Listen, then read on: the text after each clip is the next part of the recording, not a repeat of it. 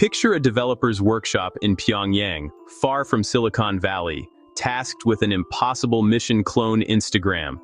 There's no access to app stores, no GitHub, no online tutorials, and no way to see the app running on the open internet.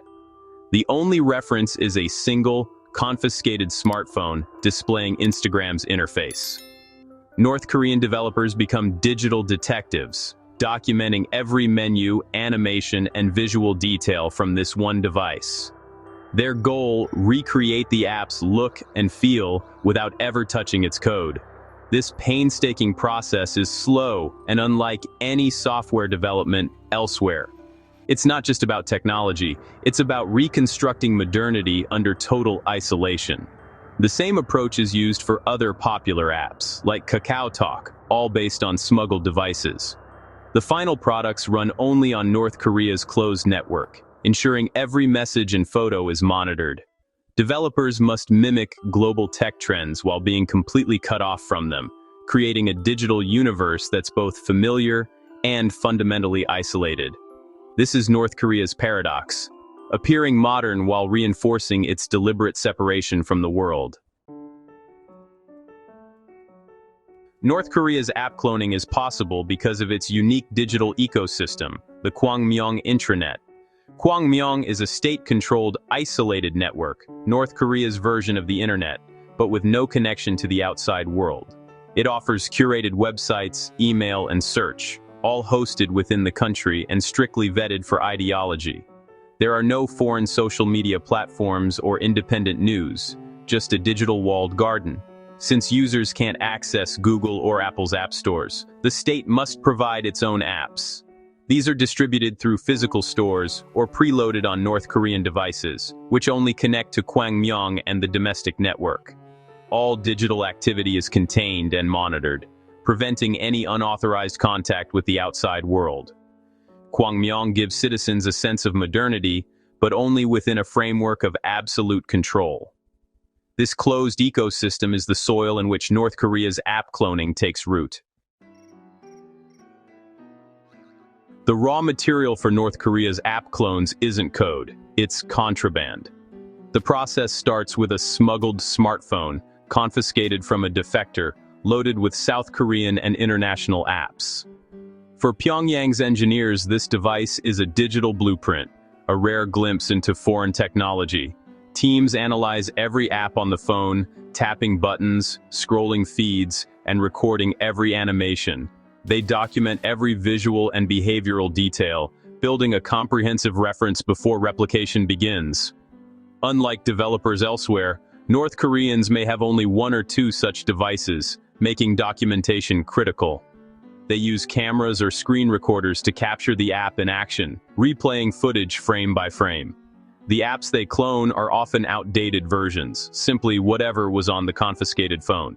This time lag is invisible to North Korean users, who have no other point of reference. For them, the clone is cutting-edge technology, even if it's years behind the global standard. The reliance on defector phones introduces randomness and delay, but it's the only window into the outside world. Each confiscated device becomes a precious, finite resource for the state's digital ambitions. In this way, North Korea's clones are shaped as much by chance as by design. North Korean developers can't access the source code of foreign apps, so they focus entirely on what they can see and do. Their analysis is all about user interface and experience. What happens when you tap, scroll, or swipe? This is less reverse engineering and more behavioral science, mapping every possible user journey. They break down each step, layouts, buttons, feedback, and transitions. The result is a clone that looks and feels similar, but may work very differently under the hood.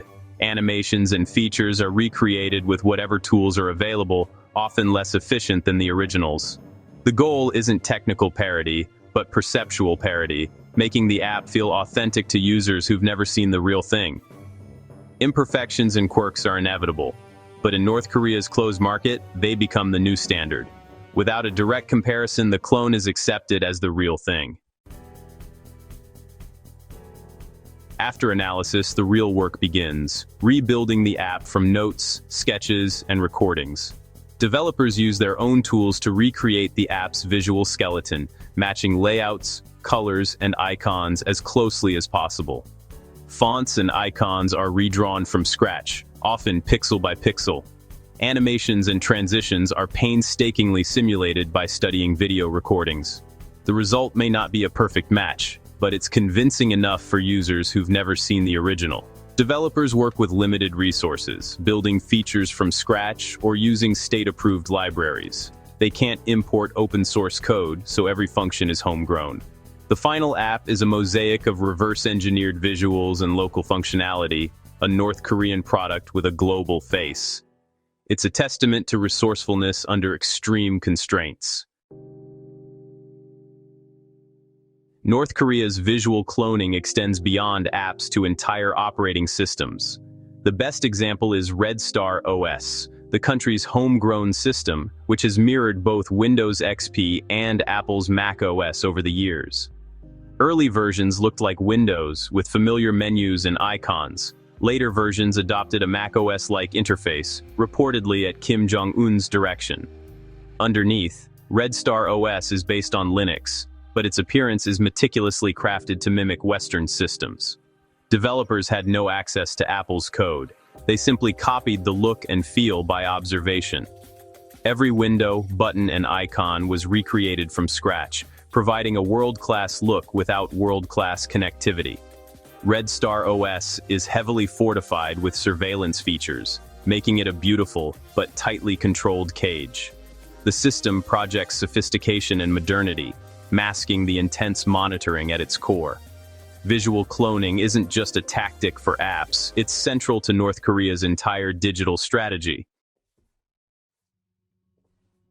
North Korean reverse engineers work with a unique offline toolkit. Their main tools are visual documentation, photos, videos, and sketches of every screen and animation. They analyze app behavior by testing every feature, creating flowcharts and diagrams to map user journeys.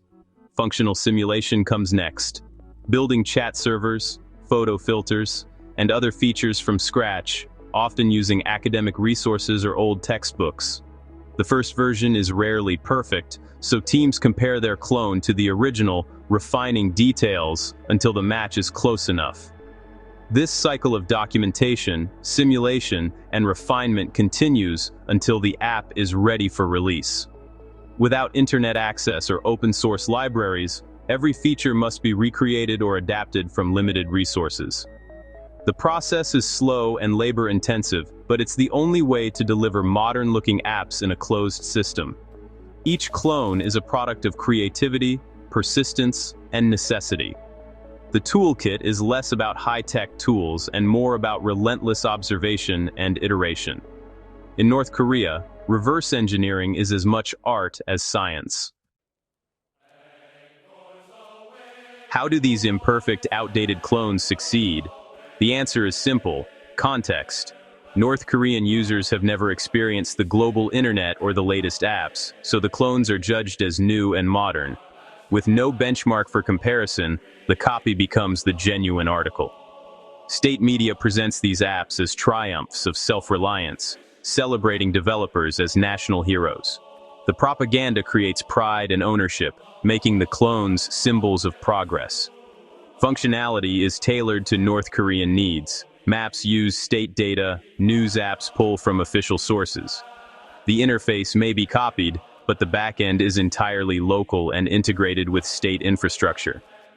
These apps are genuinely useful within North Korea's context, even if they're echoes of foreign originals. The combination of familiar design and local relevance makes the clones a perfect fit for their market. In a closed world, the imperfect copy is more than enough. North Korea's app cloning serves two purposes: providing modern tools and maintaining total control. By offering homegrown versions of popular apps, the regime satisfies demand and projects an image of progress. But beneath the surface, every app is a closed system, monitored and controlled by the state. Messages and photos never leave the country. They're stored and scanned on government servers. The familiar interfaces are gateways to surveillance, not freedom. This strategy lets the regime co-opt the appearance of global technology while gutting its core of open connectivity. North Korean engineers build convincing replicas, giving citizens a taste of modernity while reinforcing digital isolation. It's a sophisticated system of control, cleverly disguised as innovation.